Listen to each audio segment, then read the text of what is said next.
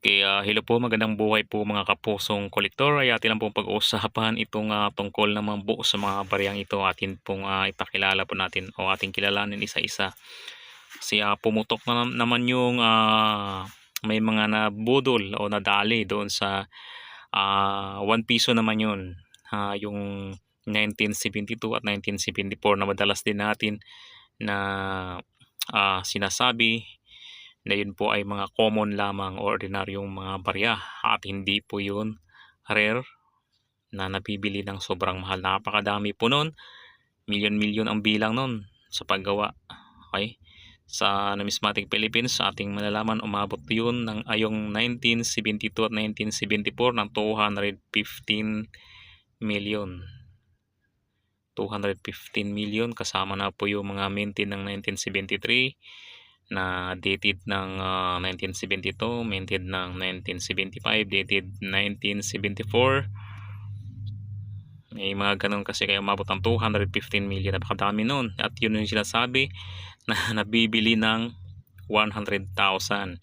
Napakadaling maniwala naman kasi yung iba, kahit pa ay nakailan na tayong paliwanag tungkol dyan, na yan ay mga gawa-gawa lamang ng mga content creator na nagpakilala na sila ay mga kolektor. Hindi po mga kolektor yun, wala pong alam sa barya yun. Ang mga iniisip nun ay mga views lang nila, kung paano palaguin yung views nila. So yun ay hindi magandang mga content dahil marami ang naniniwala.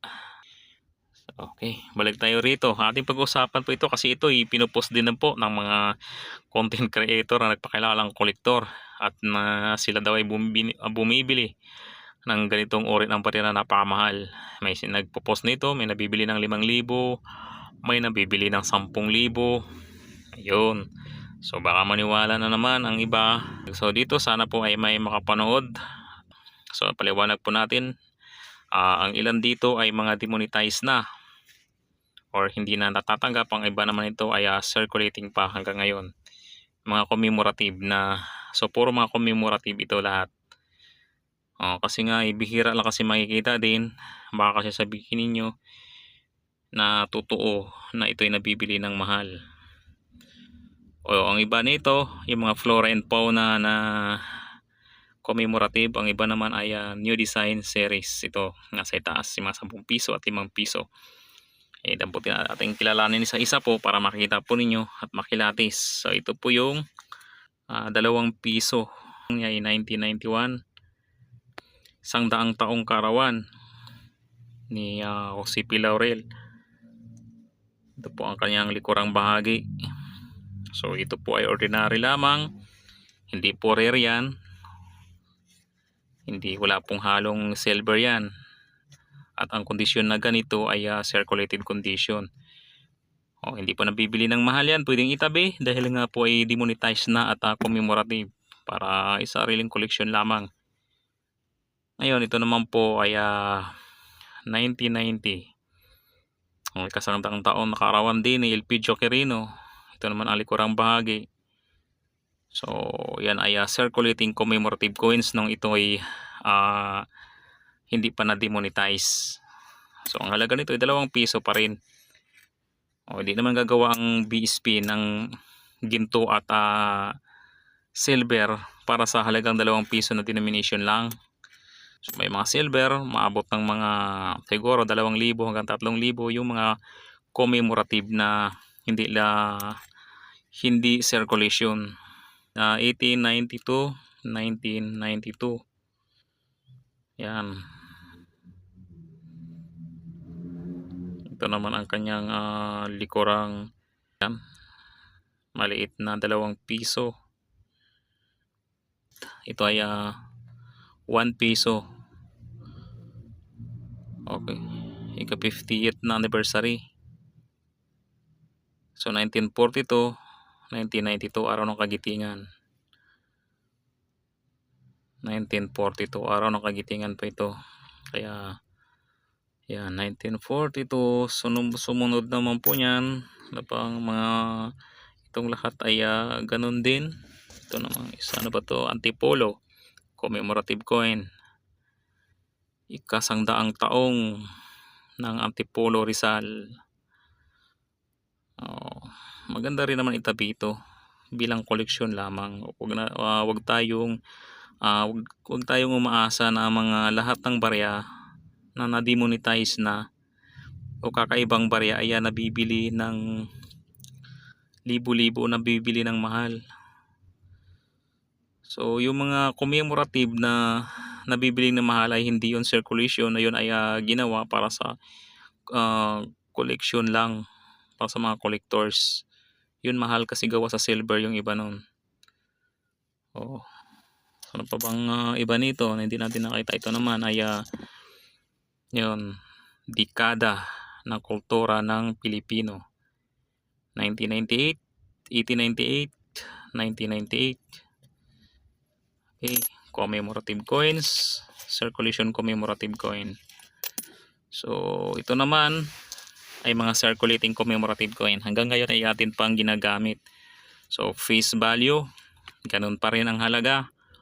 Kung magkano ang halaga ng denomination niya, yun pa rin ang halaga kung ang ito ay pambili sa tindahan. So hindi po ito rare. Hindi rin po ito, wala rin pong halong gitna yan. BI metallic po ito ha. Ang sabi ng iba na coin, ano naman nila, agam-agam, ito daw ay may halong ginto. Ito mga 10 piso na, hindi po ginto yan, brush po yan. BI metallic. Ito naman ay Malbar 2015, Antonio Luna. Yan isa sa mga apat to eh. Yan, Bonifacio, Antonio Luna, Malbar, ano pa bang iba, Mabini. So yung apat na ito, itong apat na ito ay mga circulating commemorative coin. Hindi po nabibili ng mahal yan.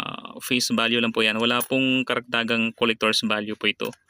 Wag pong maniwala pagka may nag-post na ito'y nabibili ng libo-libo. Hindi po. May mga nakalagay dito ng mga special edition o special coin na nakalagay sa blister pack.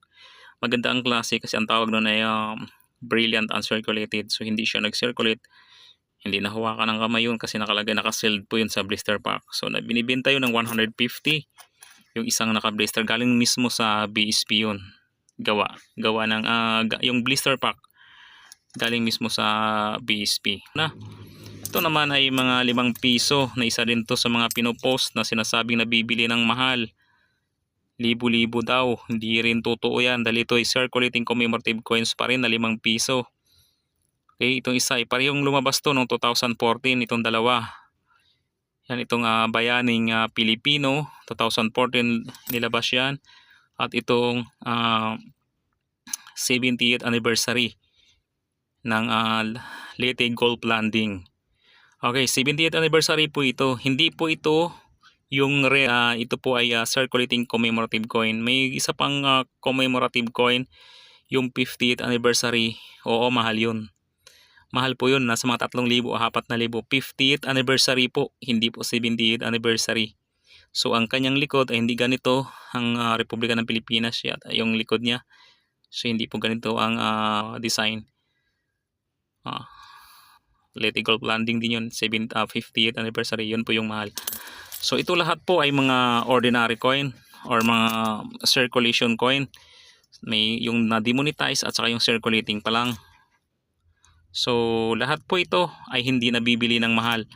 Ito po ay face value lamang po. Kung magkano yun ang halaga nitong denomination, yun din po ang halaga na pwede mo ipambili. So sana wag po tayo magpabudol o maniniwala sa mga fake coin collector, mga content creator. Hindi po totoong mga collector yun. Yun ay nagpapadami lang na kanilang views. So yung mga ibang mga content creator din naman ay ng mga barya ay hindi naman lahat ay nanluloko o mga fake news. Kagaya din ako minsan nagko-content din ako para malaman yung totoo at hindi yung mga maling impormasyon. So yun lang po mga kapusong kolektor. Maraming salamat po. Sana po ay napanood niyo ito kahit paano ay nabigyan po tayo ng kaunting impormasyon po. At kung inyong nagustuhan, paki-like na lang po at paki-subscribe po sa ating maliit na channel. Maraming salamat po at gabayan po tayo ng Panginoong Diyos.